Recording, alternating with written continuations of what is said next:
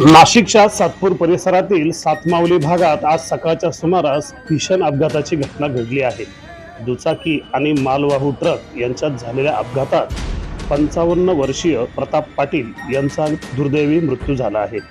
प्रताप पाटील हे श्रमिक नगर परिसरातील स्थानिक रहिवासी होते। या अपघातादरम्यान दुचाकीवरून प्रवास करत असताना ते मालवाहू आयशर ट्रकच्या मागील चाकाखाली आल्याने त्यांचा जागीच मृत्यू झाला। घटनेनंतर परिसरात एकच खळबळ उडाली असून नागरिकांनी मोठ्या प्रमाणात घटनास्थळी गर्दी केली होती।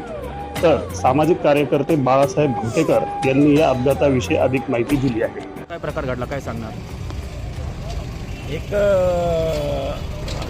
एक व्यक्ती 50-55 वर्षाचा पाटील म्हणून तो गल्लीतून येत होता आणि कॉर्नरला एक आयसर येत होती, तर त्याचा पाय सटकला आणि तो त्याचा तोल जाऊन आहे ना, तो आयसरच्या पाठीमागच्या चाकाखाली गेला, त्याच्या चाकाखाली जाऊन त्याचा दुर्दैवी मृत्यू झाला।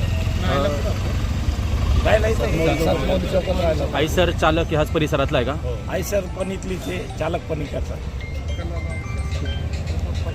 सातमावली परिसरात वारंवार होणाऱ्या अपघातांमुळे नागरिकांमध्ये तीव्र संताप व्यक्त केला जात असून सातमावलीतील अपघातांची मालिका नेमकी थांबणार तरी कधी असा प्रश्न आता पुन्हा एकदा उपस्थित झाला आहे। दरम्यान या घटनेची नोंद सातपूर पोलीस ठाण्यात करण्यात आली असून पुढील तपास सुरू आहे।